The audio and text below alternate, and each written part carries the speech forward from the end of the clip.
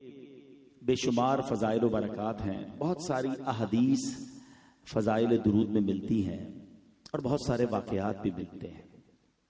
ایک بڑا امیزنگ، بڑا ہی حیرت انگیز واقعہ، سرور کائنات صلی اللہ تعالی علیہ وسلم میرے آقا ایک بار صحابہ کرام علیہ رضوان کے ساتھ کہیں تشریف لے جا رہے تھے کہ راستے میں پڑاؤ کا وقت آیا، قافلے کو اعلان کیا گیا کہ قافلے والے اب رک جائیں، کہیں غزوے میں شرکت کے لیے جا رہے تھے اور اپنا اپنا کھانا پینا کھا لیں اور جو بھی طبعی حاجات ہیں وہ پوری کر لیں۔ تو صحابہ کرام علیہ رضوان نے جب اپنے توشہ دان کھولے تو حالت یہ تھی کہ روٹی تھی مگر سالن نہیں تھا، صرف روٹی تھی اور کچھ نہیں تھا کھانے کے لیے۔ یہ صحابہ کون تھے؟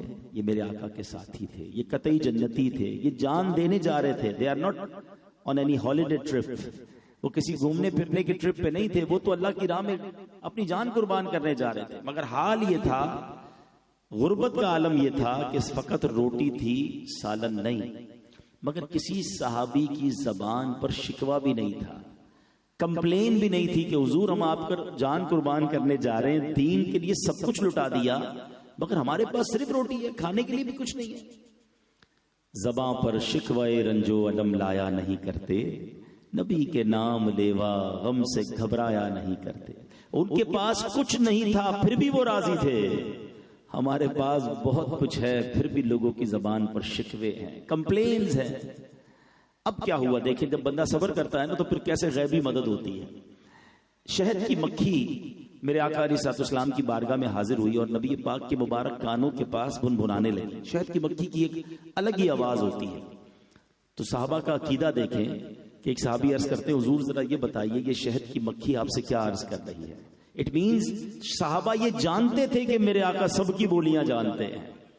اب وہ شہد کی مکھی آقا علیہ الصلوۃ والسلام نے فرمایا کہ اس نے مجھے یہ کہا ہے کہ حضور آپ کے صحابہ ہمارے علاقے میں آئے ہیں، صرف روٹی ہے، ان کے پاس کھانے کو سالن نہیں، ہم مکھیوں میں یہ بے چینی پائی جا رہی ہے، یا سیدی ہم نے قریب ہی ایک شہد کا چھتا بنایا ہوا ہے، ہم مکھیاں اسے اٹھا کر نہیں لا سکتے، آپ کسی صحابی کو ساتھ بھیج دیں وہ شہد لے آئیں تاکہ آپ کے صحابہ روٹی کے ساتھ شہد کھانا شروع کر دیں۔ نبی پاک نے مولا علی شیر خدا کرم اللہ تعالی وجہ الکریم سے فرمایا اے علی جاؤ اور جا کر شہد کا جو چھتا ہے وہ لے آؤ۔ مولا علی شہد کا چھتا لاتے ہیں، صحابہ اب روٹی کے ساتھ صاف شفاف میٹھا شہد کھا رہے ہیں۔ اب وہی مکھی یا کوئی اور مکھی پھر آ کے بنبھنانے لگی تو صحابی عرض کرتے ہیں حضور اب کیا کہہ رہی ہے؟ آقا علیہ الصلوۃ والسلام نے فرمایا میں نے اس سے سوال کیا کہ یہ تو بتاؤ شہد بناتی کیسے ہو؟ اب اس مکھی نے جواب دیا ہے کہ حضور جب ہم شہد چوسنے کے لیے، شہد کا رس جمع کرنے کے لیے مختلف باغات اور جنگلوں میں جاتی ہیں اور پھولوں کا رس چوستی ہیں۔ نبی پاک نے بڑا ریلیونٹ کوسچن فرمایا کہ پھولوں کا رس تو کڑوا بھی ہوتا ہے، پھیکا بھی ہوتا ہے، شہد تو بڑا میٹھا ہوتا ہے۔ آپ کو بھی کبھی پریکٹس ہوئی ہوگی، کبھی کبھی آپ ہار وغیرہ کوئی پہناتا ہے تو گلاب کی پتی تو کھا لی جا سکتی ہے مگر چمبیلی اور موتیا وغیرہ یہ تو بہت کڑوا ہوتا ہے۔ تو شہد تو اتنا میٹھا ہوتا ہے کہ نام لے تو وہ میٹھا ہو جائے، تو کتنا ڈیفرنس ہو گیا۔ تو نبی پاک نے فرمایا کہ پھولوں کا رس تو کڑوا پھیکا بھی ہوتا ہے، شہد اتنا میٹھا یہ کیسے؟ اللہ اکبر۔ اس مکھی نے کیا جواب دیا؟ وہ کہتی حضور بات دراصل یہ ہے کہ جب ہم مختلف پھولوں کا رس چوس لیتی ہیں نا اور جب ہم واپس آ رہی ہوتی ہیں تو آن دا وے ٹورڈز ہمارے چھتے کی طرف واپسی پر ہمارا ایک امیر ہوتا ہے اور حضور وہ آپ کی ذات پر درود پڑھنا شروع کر دیتا ہے اور حضور اس کی دیکھا دیکھی ساری مکھیاں آپ پر درود بھیجتی ہیں۔ یا سیدی کوئی اور کمال نہیں ہے، یہ آپ پر درود پاک پڑھنے کی برکت ہے کہ پھولوں کا کڑوا اور پھیکا رس شہد جیسا میٹھا ہو جاتا ہے۔ اچھا اب اس ایک واقعے کو، یہ ماشاءاللہ درود پاک کی بڑی مشہور و معروف کتاب آب کوثر، اس میں مفتی امین صاحب نے بھی اس واقعے کو نقل کیا اور بھی بزرگوں نے اس واقعے کو نقل کیا۔ اس ایک واقعے سے کیا کیا سیکھنے کو ملا؟ پہلے تھوڑا سائنٹیفکلی بات کر لیتے ہیں، اسٹوڈنٹس بیٹھے ہیں جنہوں نے سائنس پڑھی ہے تو اس میں ہمیں یہ بتایا جاتا ہے کہ جناب یہ پورا جو ہنی بی کا فارمولا ہے، فینومینا ہے، یہ سارا گھومتا ہے کوئین بی کے گرد، یعنی ایک ملکہ مکھی ہوتی ہے اور اس ملکہ مکھی کے تحت جناب شہد کا چھتا جو ہے پورا چلتا ہے، اس کا کنٹرول ہو جاتا ہے۔ میں ایک بار آسٹریلیا گیا، مدنی قافلے میں گیا تھا بیان کرنے، تو وہاں مجھے اسلامی بھائی ایک جگہ شہد کی جو ہے نا وہ فارمنگ پہ لے گئے، تو میں نے ان سے پوچھا کہ کیسے بناتے ہو؟ ہیں تو انہوں نے بتایا کہ ایک کوئین بی ملکہ مکھی ہمیں خریدنی پڑتی ہے، اور جیسے ہی ہم اس کو چھتے میں ڈالتے ہیں نا تو اللہ کی شان دیکھے کہ 2 کلومیٹر ریڈیس پر 2 کلومیٹر کے فاصلے پر جتنی مکھیاں شہد کی ہوتی ہیں وہ اس کے کنٹرول میں آ جاتی ہیں، اور اب اس کا آرڈر مانتی ہیں. اور میں نے کہا اچھا جب شہد جمع ہو جاتا ہے اب یہ مکھیاں باہر کیسے نکلتی ہیں؟ تو وہ کہتا ہے کہ ہمیں کچھ نہیں کرنا ہوتا، اس ملکہ مکھی کو باہر نکال لیتے ہیں، آہستہ آہستہ تو باقی شہد کی مکھیاں بھی چلی جاتی ہیں، ہم اس سے شہد نکال لیتے ہیں. سائنس نے 1400 سال بعد سمجھا کہ یہ شہد بنتا کیسے ہے. میرے آقا علیہ الصلوۃ والسلام نے ہمیں تقریباً 1400 سال پہلے بتایا کہ ایک ملکہ مکھی ایک لیڈر ہوتا ہے اور سب اس کے تابع ہوتے ہیں، اور وہ سب درود پڑھتے ہیں تو شہد میں مٹھاس آ جاتی ہے. سبحان اللہ. آج ہر ڈاکٹر، ہر جناب طبیب بتاتا ہے کہ تقریباً تمام بیماریوں کی شفا جو ہے وہ شہد میں موجود ہے. قرآن کہتا ہے شہد میں شفا ہے. اب ذرا غور کیجئے کہ جو چیز بنتی ہی نبی پاک کی درود پاک کی برکت سے ہو تو اس میں شفا کیوں نہ ہوگی، اس میں برکت کیوں نہ ہوگی. تو اب ہمیں ایک بات علماء نے بتائی کہ جب پھولوں کا کڑوا اور پھیکا رس شہد جیسا میٹھا درود پاک کی برکت سے ہو سکتا ہے، تو اگر کوئی ایسا بندہ ہے جس کی زندگی میں گناہوں کی پھیکاوٹ ہے، جس کی زندگی میں بدعمالیوں کی کڑواہٹ ہے، جس کی زندگی میں غموں کی کڑواہٹ ہے، اور وہ چاہتا ہے کہ زندگی نیکیوں کی مٹھاس سے تر بتر ہو جائے،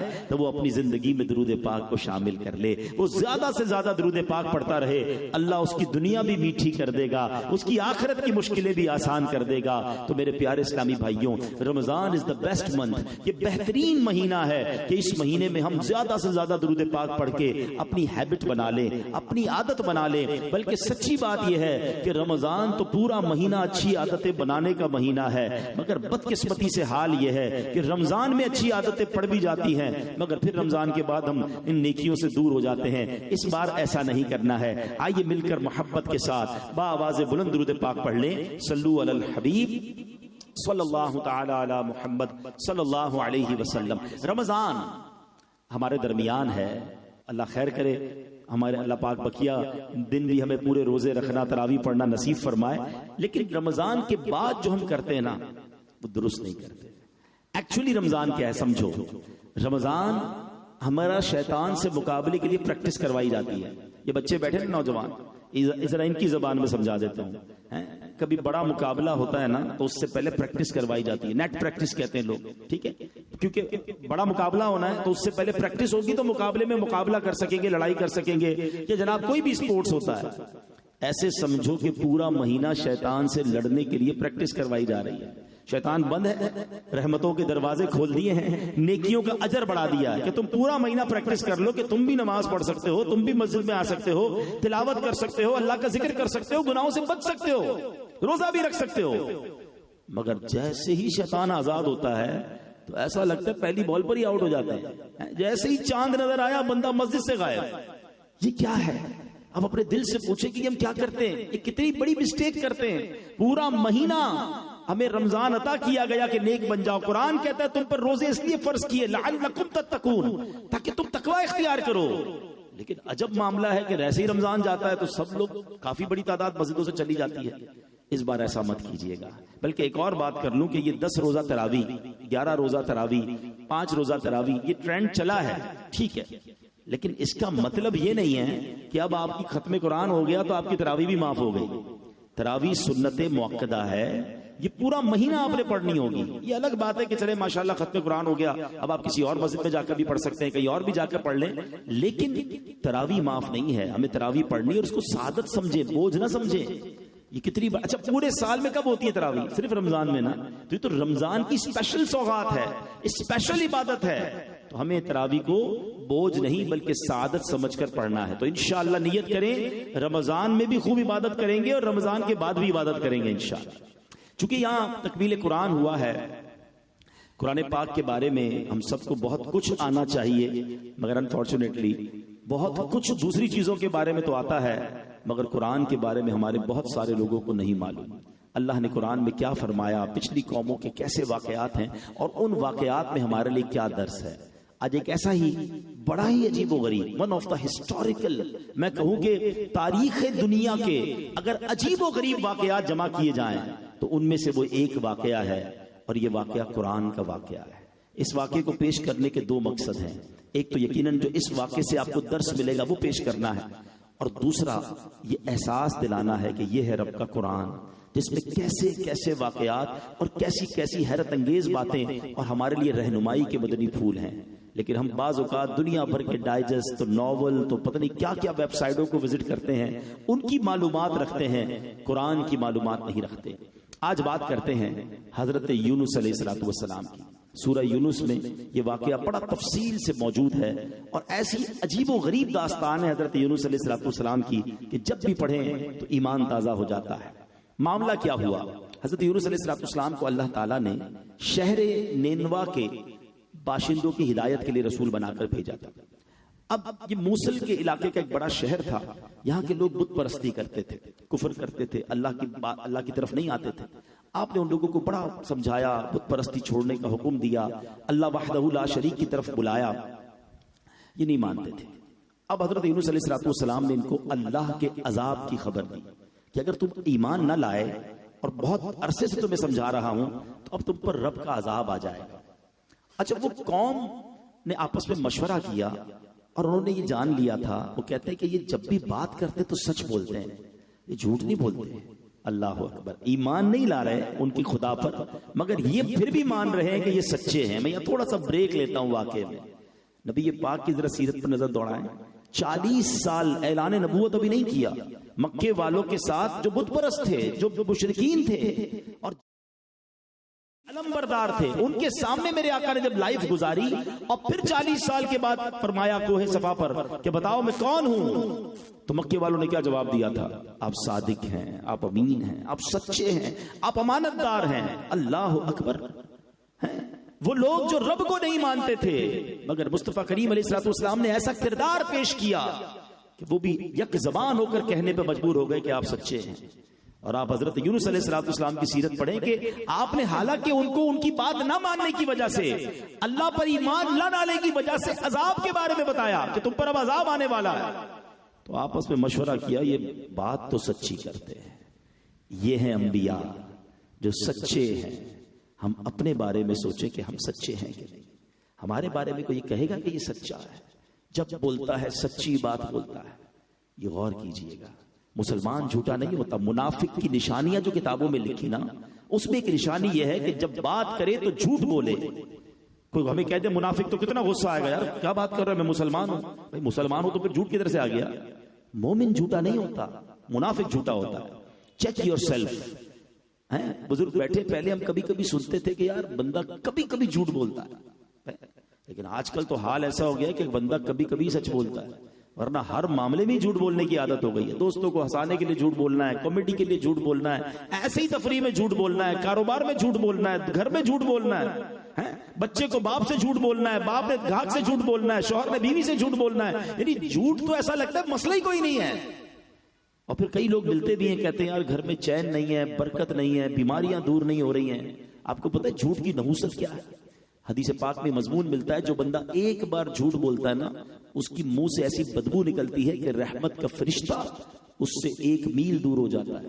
اب پتہ نہیں کتنا جھوٹ بولا ہے، کتنے فرشتے رحمت کے کتنے دور ہو گئے، تو اب بچا کیا ہمارے پاس؟ خدا را سچ بولے، سچ کو آنچ نہیں ہے. ایک حدیث پاک میں جملہ اتنا ڈرانے والا ہے کہ اللہ کے حبیب علیہ السلام فرماتے ہیں، جس کا مضمون ہے کہ بندہ جھوٹ بولتا رہتا ہے یہاں تک کہ وہ اللہ کی بارگاہ میں کذاب لکھ دیا جاتا ہے. یعنی سوچے اس سے بڑا بدنصیب کون ہوگا جو اللہ کی بارگاہ میں جھوٹا لکھا ہوا ہے. اور بندہ جب سچ بولتا رہتا ہے، سچ بولتا رہتا ہے، تو بارگاہ الہی میں صدیق لکھ دیا جاتا ہے. اب اپنے بارے میں خود فیصلہ کر لیں کہ میں اپنے بارے میں کیا پسند کرتا ہوں، کہ بارگاہ الہی میں مجھے کیا کہا جائے، سچا یا جھوٹا؟ کذاب، بہت زیادہ جھوٹ بولنے والا. استغفر اللہ. نہ کریں ایسا، توبہ کریں اور زندگی میں سچ کو اپنائیں. بیڑا پار ہو جائے گا جو سچا ہے. اچھا ایک اور بات بتاؤں، جو سچا ہے نا آپ کو بڑا پرسکون ملے گا، بہت پیسفل. سچوں کے چہرے پہ نور بھی ہوتا ہے. اچھا سچا پیسفل اس لیے بھی ہوتا ہے کہ اس کو کوئی بات چھپانی نہیں ہوتی، اس سے آپ جب بھی کوئی بات پوچھیں وہ کریکٹ بات بتائے گا. جھوٹے کا ٹینشن یہ ہے کہ اس کو ہر بات چھپانی ہوتی ہے اور وہ آپ کو مضطرب ملے گا، پریشان ملے گا. اس کی وجہ بھی ہے. اب مثال کے طور پر کوئی جاب کر رہا ہے اور کہیں 2 دن کی چھٹی کر دی، صاحب نے کہا کیوں بھائی کہاں تھے؟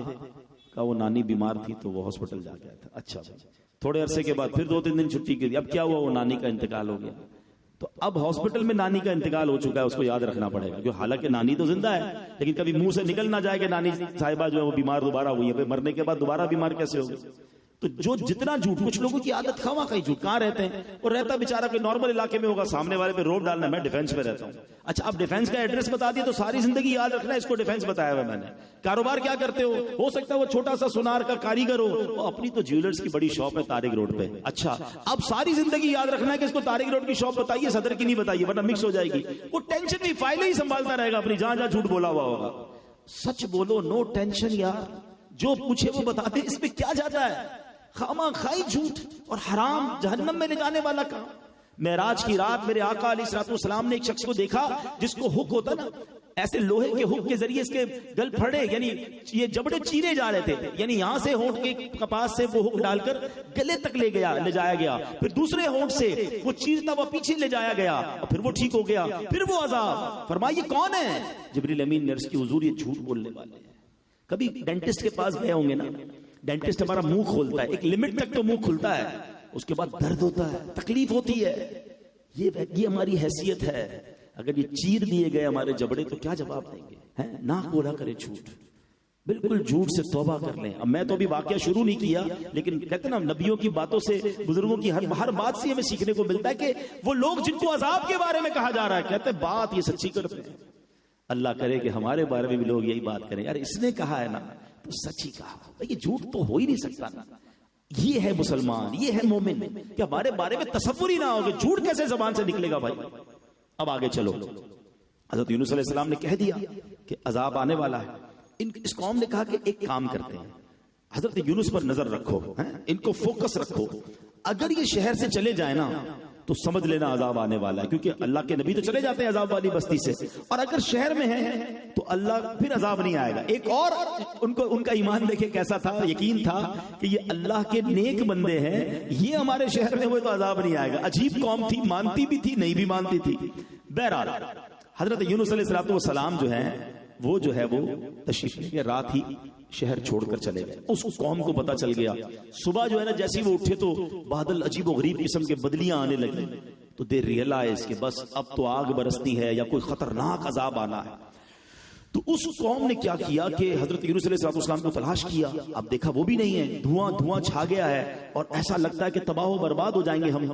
تو اب ان شہر والوں نے کیا کیا کہ ڈر گئے, کانپ گئے, اور عورتیں بچے مویشی لے کر جنگل میں نکل گئے. اور انہوں نے کیا کیا, پرانے کپڑے پھٹے پرانے کپڑے پہنے, روتے رہے, خاک سر پر ڈالتے رہے, اللہ سے معافی مانگتے رہے, یا اللہ حضرت یونس پر ایمان لے آئیں گے. بچے بھی دعا کر رہے ہیں, عورتیں بھی دعا کر رہی ہیں, مرد اپنی عورتوں سے الگ ہو گئے, اب مائیں اپنے بچوں سے الگ ہو گئی, سب استغفار میں مشغول ہو گئے. اور سبحان اللہ, مطلب کوئی ایسی گریا بازاری کی, اتنا روئے, اتنا گر گڑائے کہ اللہ کریم. اچھا, پھر آپس میں ایک دوسرے کی جو ظلم کیے تھے نا وہ بھی معافیاں مانگنے لگے ایک دوسرے سے کہ تم مجھے معاف کر دو, میں نے تمہیں معاف کیا, تاکہ کسی قسم کا کوئی اللہ کی رحمت کو پکار لیا جائے اور یہ عذاب دور ہو جائے.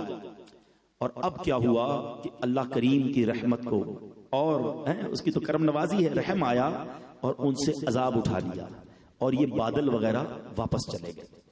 اچھا, اب وہ امن و چین سے رہنے لگے. انہوں نے توبہ کر لی تھی, وہ تو سمجھے کہ حضرت یونس علیہ السلام کا واسطہ دیا ہے, ایمان کے لیے اللہ کی بارگاہ میں عرض کی ہے, گناہوں سے توبہ کی ہے, عذاب چلا گیا, وہ پیسفل رہنے لگے. حضرت یونس علیہ السلام باہر چلے گئے تھے.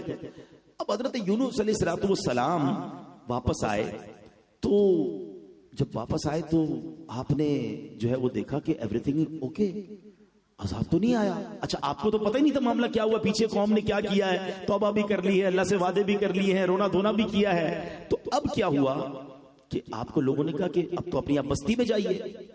تو آپ نے فرمایا کہ میں اس قوم میں کیسے جا سکتا ہوں, یہ قوم تو مجھے شہید کر دے گی, یہ تو سمجھیں گے میں جھوٹ بول کر گیا تھا, میں تو ان کو عذاب کا کہہ کر گیا تھا اور عذاب الہی نہیں آیا, اب میں کیسے اس قوم میں جا سکتا ہوں.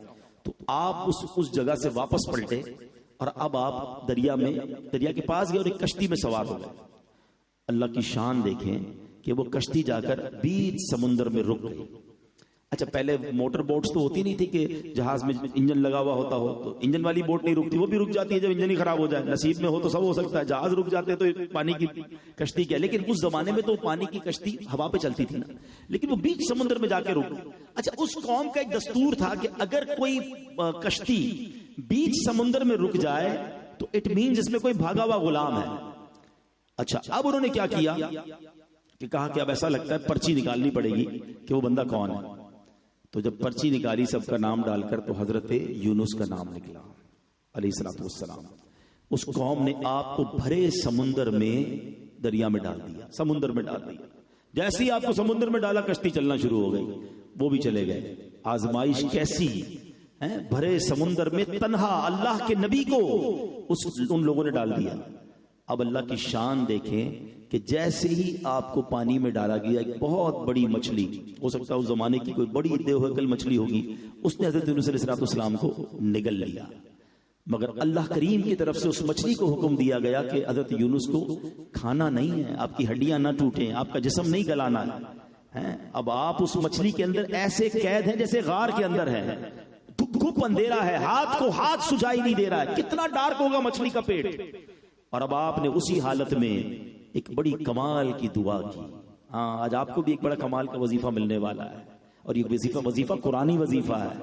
ہاں سورہ یونس کا سمجھ لو حاصل ہے یہ.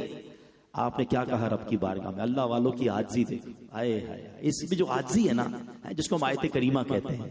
آپ مچھلی کے پیٹ میں پڑھنے لگے لا الہ الا انت سبحانک انی کنت من الظالمین. آئے ہائے, آپ نے یہ وظیفہ پڑھنا شروع کر دیا. اللہ میری غلطی ہے, تیرا کوئی ثانی نہیں, تیری بڑی شان ہے. اللہ کی شان بھی بیان ہو رہی ہے اور اپنی عاجزی کا اظہار بھی ہو رہا ہے, اپنی معافی کا بھی بار بار تذکرہ ہو رہا ہے. آپ پڑھتے رہے, یہ وظیفہ پڑھتے رہے. ایک روایت کے مطابق 40 دن تک, اور کچھ اور روایتیں بھی ہیں 12 دن کی بھی ہے, 7 دن کی بھی ہے, آپ مچھلی کے پیٹ میں رہے مگر آپ زندہ رہے. اتنی دیر میں تو بندہ قبر میں گل جاتا ہے, مگر آپ مچھلی کے پیٹ میں آپ زندہ ہیں. سبحان اللہ. اور آپ کو اب اس مچھلی سے نجات کیسے ملی کہ اس مچھلی نے جب آپ نے وظیفہ پڑھا تو اس اندھیری کوٹڑی سے اللہ کریم نے کیسے نجات دی کہ مچھلی نے کنارے پر آ کر آپ کو اپنے منہ سے نکال دیا.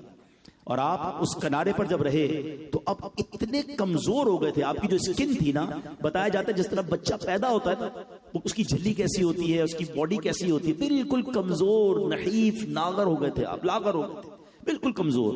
تو اب آپ کھڑے بھی نہیں ہو پا رہے تھے اتنے دن جو آپ مچھلی کے پیٹ میں رہے تھے. تو پھر اللہ کی شان دیکھے, قرآن کہتا ہے کہ آپ جہاں لیٹے ہوئے تھے نا وہاں ایک کدو کی بیل اگا دی گئی اور آپ اس کے سائے میں آرام کرتے تھے. یاد رہے یہ بھی آپ کا معجزہ ہے, کدو کا درخت نہیں ہوتا ہے, کدو زمین پر اگتا ہے, اوپر اس کا درخت نہیں ہوتا, مگر آپ کو چونکہ سائے کی ضرورت تھی تو باقاعدہ کدو کا ایک درخت اگا جس کے سائے تلے آپ آرام کرتے تھے, اس کے بڑے بڑے پتوں کے سائے تلے. اور پھر سبحان اللہ ایک بکری کی ڈیوٹی لگائی گئی جو روزانہ آپ کے پاس آتی تھی, اپنا تھن آپ کے منہ میں ڈال دیتی تھی اور آپ اس بکری کا دودھ پی لیا کرتے تھے. کچھ دنوں کے بعد آپ کے اندر توانائی آنا شروع ہوئی, آپ کے اندر طاقت آنا شروع ہوئی. آپ اب اپنی قوم کی طرف واپس آئے تو ساری قوم آپ کی منتظر تھی, وہ تو آپ پر ایمان لانے کے لیے تیار تھے, آپ سے محبت کے ساتھ آپ کو ویلکم کیا اور آپ اب اپنی قوم کے ساتھ خوش و خرم رہنے لگے. میرے پیارے اور محترم اسلامی بھائیوں, اس خوبصورت واقعے سے پہلے میں دوسری بات پر آ جاتا ہوں.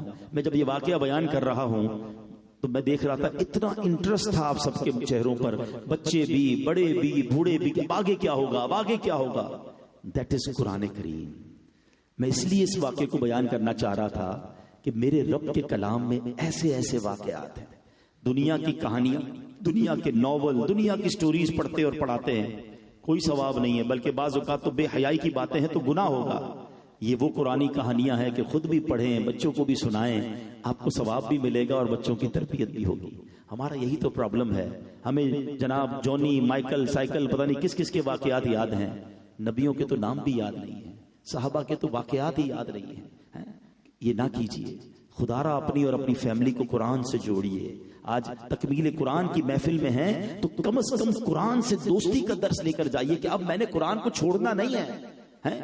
آج تو حال یہ ہے کہ جناب قرآن سے ہمارا ایک تعلق بڑا پکا ہے سب کا.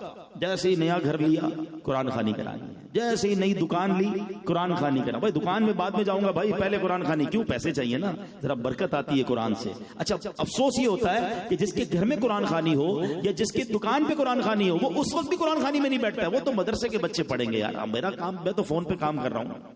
توبہ توبہ, یوں نہ کریں. قرآن اس لیے نہیں آیا کہ بس ہم اس سے بس اپنے کاروبار کی برکتیں کچھ حاصل کر لیں. قرآن کے اندر میسج کیا ہے یہ بھی تو سمجھو نا. اللہ نے کیا پیغام دیا ہے ہمارے لیے, اس کے لیے ٹائم نہیں ہے. قرآن اب رمضان میں کئی لوگ پڑھ رہے ہیں, پھر پورا سال وہ بھی قرآن سے دور ہو جائیں گے. وہ ایک واقعہ مدنی چینل پر ہی سنا تھا کہ ایک صاحب کسی کے گھر میں گئے, بڑے نیک آدمی تھے, دعوت ہوئی تو دعوت کھلائی پلائی چلے گئے, تو گھر والوں نے سوچا کہ ڈرائنگ روم میں جہاں دعوت کھلائی تھی وہاں کچھ بڑے قیمتی پیسے بھی پڑے ہوئے تھے, وہ کہاں گئے؟ کہ نہیں یار وہ بندہ تو بڑا نیک تھا, چور تو نہیں تھا, لیکن پیسے غائب ہو گئے. ایک سال بعد وہ شخصیت پھر آئی تو کہا حضرت ناراض مت ہوئیے گا, پچھلے سال بھی آپ آئے تھے, ایک بڑی رقم تھی ہماری, آپ نے دیکھی تھی, یہ نہ سمجھیے گا ہم آپ پر الزام لگا رہے, لیکن وہ جب سے آپ آئے تھے جب سے غائب ہوئی ہے. وہ بزرگ رونے لگ گئے. تو میزبان کہتے نہیں آپ ناراض نہیں ہو, ہم آپ پر الزام نہیں لگا رہے. تو کہا نہیں میں اس لیے نہیں لو رہا, تم مجھ پہ الزام لگا رہے ہو, مجھے افسوس یہ ہے کہ 1 سال ہو گیا ہے تمہارے گھر میں قرآن ہی نہیں کھلا ہے. کہا حضرت یہ کیسی بات کر رہے ہیں؟ کہا ڈرائنگ روم میں وہ سامنے قرآن پڑھا, ذرا اٹھائیے. وہ جلدان جب جیسے ہی کھولا تو پیسے اس کے اندر پڑے تھے. کہا مسئلہ یہ تھا جب تم مجھے ڈرائنگ روم میں بٹھا کر کھانا لینے گئے تھے تو تمہارے پیسے بکھرے ہوئے تھے, میں نے سوچا کہ گر کھو جائیں گے, قرآن کے اندر رکھ دیتا ہوں, روز تلاوت ہوتی ہوگی, جیسی صبح کھولیں گے تو آپ کو مل جائیں گے. اس کا مطلب 1 سال ہو گیا آپ کے گھر میں قرآن ہی نہیں کھلا ہے. سوچو نا, ہمارا بھی تو یہی حال نہیں ہے. وہ ایک پوسٹ دیکھی تھی سوشل میڈیا پر, واٹس ایپ یا Facebook, online since 10 minutes before, 10 منٹ پہلے آن لائن تھا, اور قرآن 1 سال پہلے آن لائن کیا تھا, 12 مہینے پہلے. ایسا نہ کرو, قرآن سے آج دوستی کر لیں. آج یہ ختم قرآن کی محفل میں پکی سچی نیت کر کے جائیے, رب کا کلام میرے اور آپ کے لیے ہے, ہم ہی نہیں پڑھیں گے, مسلمان ہو کر قرآن نہیں پڑھیں گے, قرآن سمجھیں گے نہیں. دنیا بھر کے میسج پڑھنے کا ٹائم ہے, اللہ کا پیغام سننے اور پڑھنے کا ٹائم نہیں. میں نے صرف ایک واقعہ بیان کیا, ایسے 100 کے قریب واقعات قرآن میں موجود ہیں. 90 کے قریب وہ آیتیں ہیں جس میں رب نے مجھ سے اور آپ سے بات کی ہے, یا ایھا الذین آمنو کہہ کر, اے ایمان والو. آپ کو پتا ہے اللہ نے کیا بات کی ہے, کیا پیغام دیا ہے؟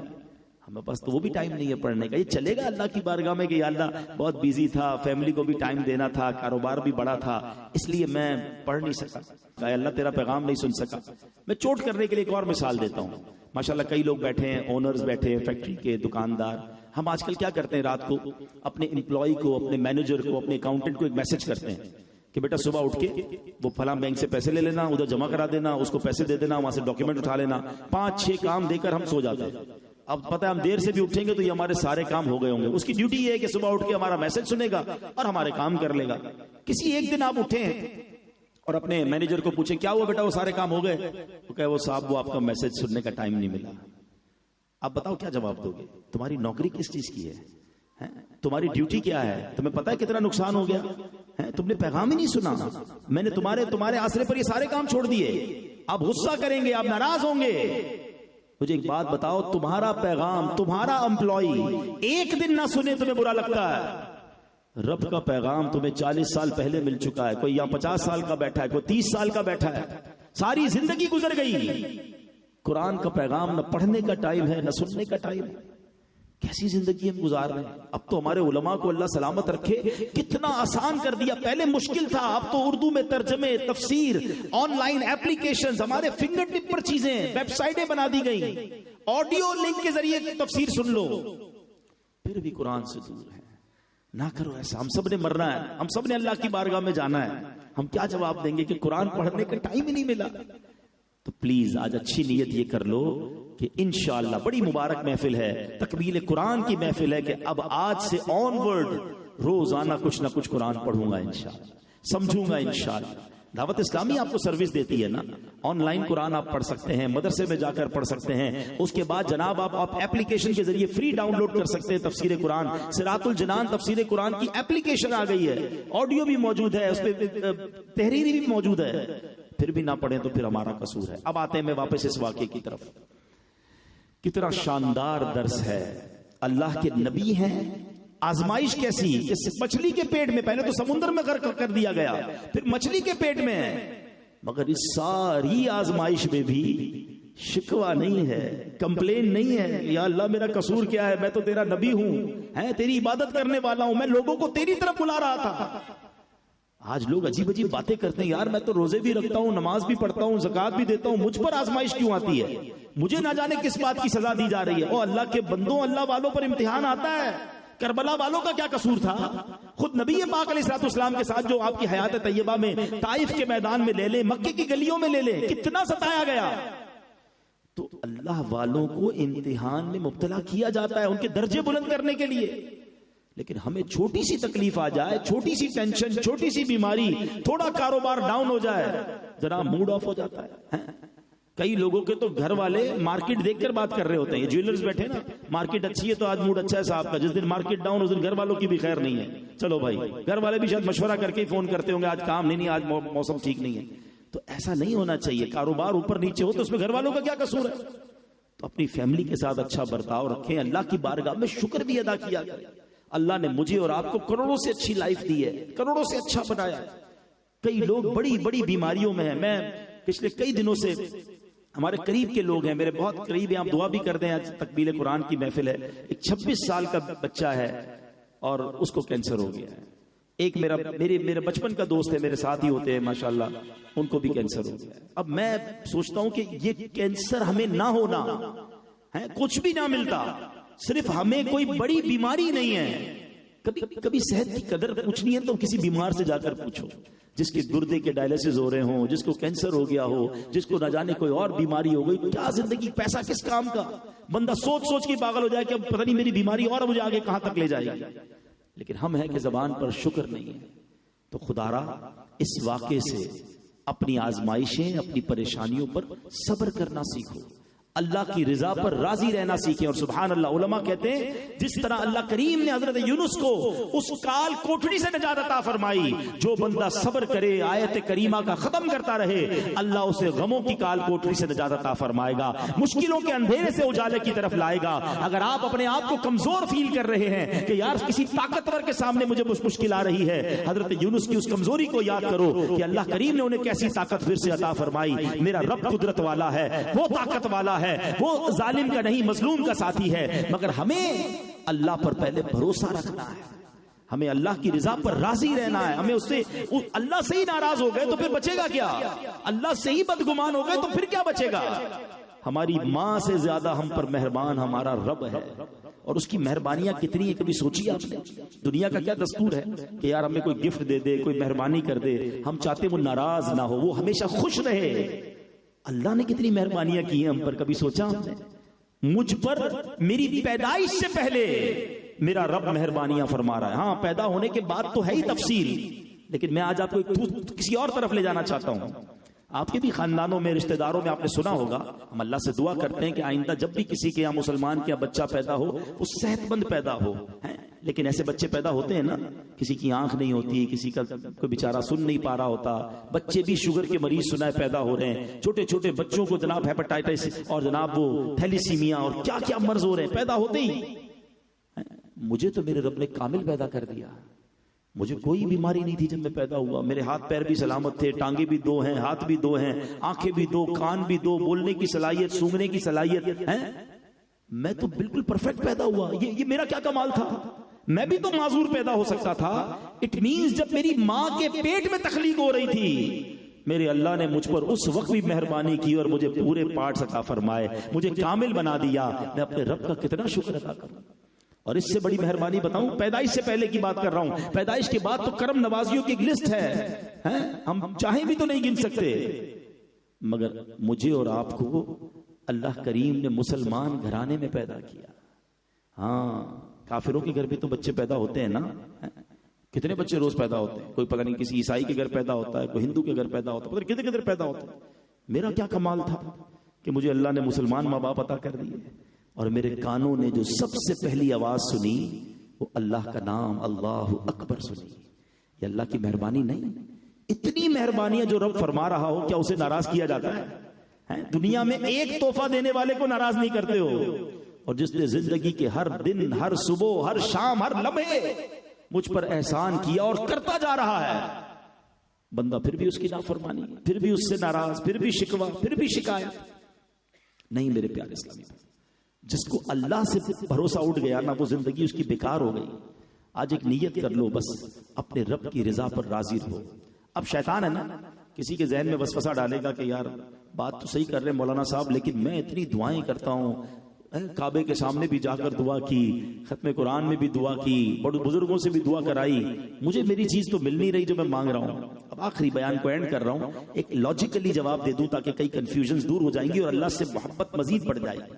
اور وہ کیا ہے کہ دیکھیں آپ کے گھر میں بھی بچے ہیں، کوئی بچہ بیمار ہو جائے، اس کا گلا خراب ہو جائے، فلو ہو جائے، زکام ہو جائے، اور وہ آپ سے ضد کرے کہ مجھے بابا جان آئس کریم کھانی ہے، ٹھنڈا شربت پینا ہے، کیا آپ اسے پلائیں گے؟ جواب دیجئے۔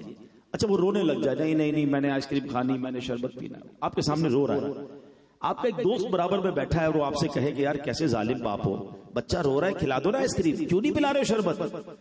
تو آپ کیا رپلائی دیں گے کہ میں والد ہوں، مجھے پتا ہے اس کو کب کیا دینا ہے، یہی کہتے ہو نا؟ اب میرا ذرا جملہ دل کے کانوں سے سننا، تم والد ہو، تمہیں پتا ہے بچے کو کب کیا دینا ہے، میرے مالک کو نہیں پتا مجھے کب کیا دینا ہے، میں رو رہا ہوں یا اللہ دے دے، وہ نہیں دے رہا، ارے یہی بہتر ہوگا میرے لیے، مجھے کیوں اللہ پر بھروسہ نہیں ہے کہ اگر مجھے میری کوئی خواہش پوری نہیں ہو رہی، اگر مجھے گھر چاہیے اور مجھے گھر نہیں مل رہا، کیا پتا وہ گھر تو مل جاتا میرا ایمان چلا جاتا، وہ گھر تو مل جاتا کوئی ڈکیت آنے والے تھے جو مجھے جان سے مار دیتے یا معذور کر کے چلے جاتے، اللہ کریم نے چھوٹے گھر میں رکھا ہے اور جنت کا بڑا گھر تیار کر رکھا ہے، میں کیوں اللہ پر بھروسہ نہیں کر رہا؟ اپنے ماں باپ پر تو بھروسہ ہے کہ جب بھی میری ماں نے فیصلہ کیا، جب بھی میرے والد نے میرے بارے میں فیصلہ کیا، وہ بہترین اور بے لوث فیصلہ کیا، میرے خالق نے میرے لیے کوئی فیصلہ کیا جو میری ماں کو بھی پیدا کرنے والا ہے، میری ماں کے دل میں میرے لیے رحم ڈالنے والی ذات وہ خالق کی ہے، اس پر بھروسہ کیوں نہیں کرتا؟ اس سے شکوہ کیوں کرتا ہوں؟ یقین کرو جس دن تمہیں اللہ پر بھروسہ ہو گیا، رب سے محبت ہو گئی، اس کے فیصلوں پر یقین ہو گیا، زندگی کا مزہ آنے لگ جائے گا،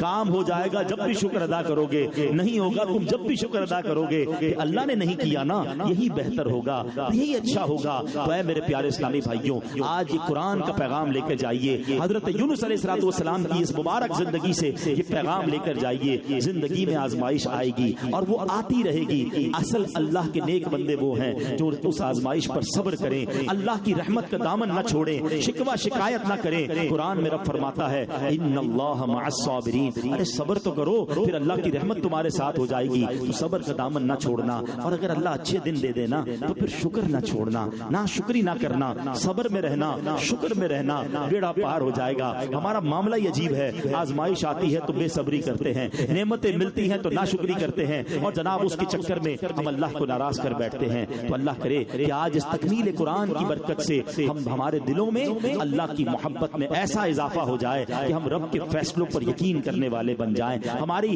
رب سے محبت اتنی بڑھ جائے کہ ہم اللہ کے ہر کام میں بہتری سمجھیں، اور پھر اس کے بعد صبر اور شکر کے ساتھ لائف گزارے۔ اور دوسرا میرا جو پیغام ہے کہ دیکھیں قرآن سے دور مت جائیے گا، نماز سے دور مت جائیے گا، اس رمضان نے جانا ہے، اگر ہم نے نماز سے دور نہیں جانا، ہم رمضان میں بھی رحمان کے بندے ہیں، ہم رمضان کے بعد بھی رحمان عز و جل کے بندے ہیں، رمضان میں بھی نماز فرض ہے، رمضان کے بعد بھی فرض ہے۔ اس بار رمضان ہماری زندگی کا ٹرننگ پوائنٹ ہونا چاہیے۔ لوگ کہیں ہم سے کہ یار آپ تو 5 وقت کے نمازی بن گئے، ہم جواب دیں کہ بس رمضان میں ایسی عادت پڑی ہے کہ اب مسجد سے دور جانے کو جی نہیں چاہ رہا، اب سجدوں سے دور جانے کو جی نہیں چاہ رہا، جس کریم نے اتنی مہربانیاں کی ہیں اسے ناراض کرنے کو جی نہیں چاہ رہا۔ تو اللہ کرے کہ ہم نیک بن جائیں، نمازی بن جائیں، اور آج کے دور میں اگر آپ اس کو کنٹینیو کرنا چاہتے ہیں، پنکچوئل بننا چاہتے ہیں نماز کا اور دین کے کاموں کا، تو پھر دعوت اسلامی کا ماحول تھام لیجئے کہ جہاں سارا سال نمازوں کا، سنتوں کا درس دیا جاتا ہے، اس مدنی ماحول سے جب آپ وابستہ ہو جائیں گے تو انشاءاللہ نیکیاں کرنا